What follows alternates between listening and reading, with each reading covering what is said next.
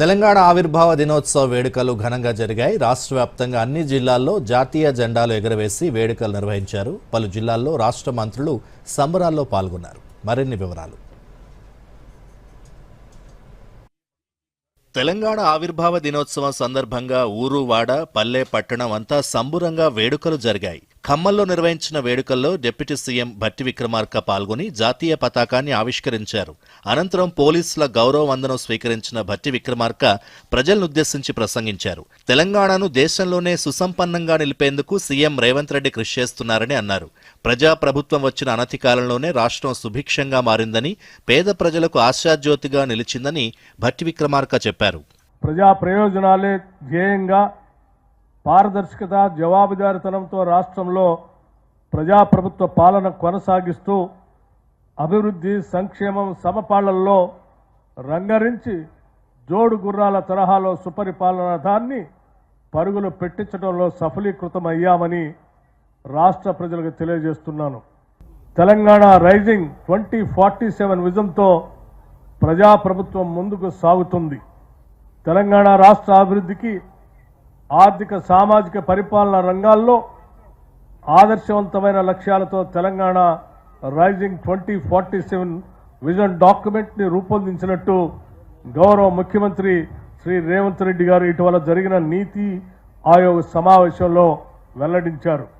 యాదాద్రి భువనగిరి జిల్లాలో పాఠశాలల విద్యార్థులకు సైకిళ్ల పంపిణీ కార్యక్రమాన్ని శాసనమండలి చైర్మన్ గుత్తా సుఖేందర్ రెడ్డి చేతుల మీదుగా అందించారు. ఈ కార్యక్రమంలో భువనగిరి ఎమ్మెల్యే కుంభం అనిల్ కుమార్ రెడ్డి, ఎమ్మెల్సీ తీన్మార్ మల్లన్న సహా పలువురు అధికారులు పాల్గొన్నారు. గుత్తా సుఖేందర్ రెడ్డి మాట్లాడుతూ ప్రభుత్వం బడుగు బలహీన వర్గాల విషయంలో అనేక కార్యక్రమాలు చేపట్టిందన్నారు.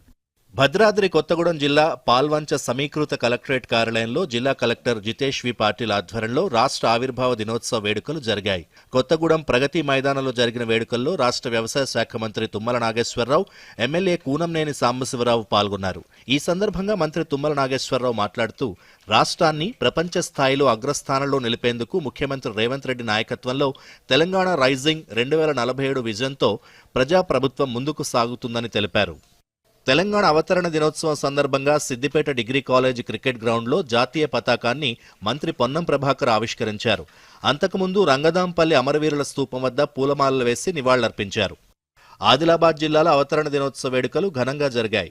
ఈ వేడుకలకు ముఖ్య అతిథిగా ప్రభుత్వ సలహాదారు షబ్బీర్ అలీ హాజరయ్యారు. ఈ వేడుకల్లో Adilabad MP G Nagesh, MLA Payal Shankar, జిల్లా కలెక్టర్ రాజర్షి షా, ఎస్పీ అఖిల్ మహాజన్ పాల్గొన్నారు. ఈ సందర్భంగా రైతులకు మేలైన విత్తనాల ప్యాకెట్లు అందజేశారు. జగిత్యాల జిల్లాలో వేడుకలకు ప్రభుత్వ విప్ ధర్మపురి ఎమ్మెల్యే అడ్లూరి లక్ష్మణ్ కుమార్ ముఖ్య అతిథిగా హాజరయ్యారు. ఆయనతో పాటు జగిత్యాల ఎమ్మెల్యే సంజయ్ కుమార్, మాజీ ఎమ్మెల్సీ జీవన్ రెడ్డి సహా పలువురు అధికారులు పాల్గొన్నారు. మేడ్చల్ మల్కాజ్గిరి జిల్లాలో వేడుకలకు పట్నం మహేందర్ రెడ్డి ముఖ్య అతిథిగా హాజరై జాతీయ జెండాను ఆవిష్కరించారు. అనంతరం ఆయన మాట్లాడుతూ రాష్ట్ర ప్రభుత్వం అందిస్తున్న సంక్షేమ పథకాల గురించి వివరించారు.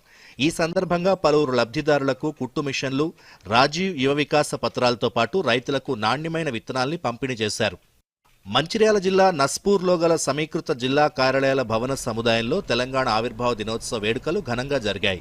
ముఖ్య అతిథిగా ప్రభుత్వ సలహాదారు హర్కర వేణుగోపాలరావు పాల్గొన్నారు. నిజామాబాద్ జిల్లాలో ఆవిర్భావ దినోత్సవం ఘనంగా జరిగింది. వేడుకల్లో రాష్ట్ర ఖనిజాభివృద్ధి సంస్థ చైర్మన్ ఈరవత్రి అనిల్ పాల్గొన్నారు. తెలంగాణ రాష్ట్రం నేడు జాతీయ, అంతర్జాతీయ స్థాయిలో మన్ననలు పొందుతోందని గుర్తు చేశారు. రాజన్న సిరిసిల్ల జిల్లా అభివృద్ధి కోసం ప్రభుత్వం చిత్తశుద్ధితో పనిచేస్తుందని ప్రభుత్వ విప్ ఆది శ్రీనివాస్ అన్నారు. తెలంగాణ రాష్ట్ర అవతరణ దినోత్సవం సందర్భంగా జిల్లా పోలీస్ పరేడ్ గ్రౌండ్ ఆవరణలో ఎమ్మెల్యే ఆది శ్రీనివాస్ జాతీయ జెండాను ఎగురవేసి పోలీసుల గౌరవ వందనం స్వీకరించారు. అనంతరం ప్రభుత్వం చేపట్టిన అభివృద్ధి, సంక్షేమ కార్యక్రమాల్ని వివరించారు. Bureau report, Doordarshan news.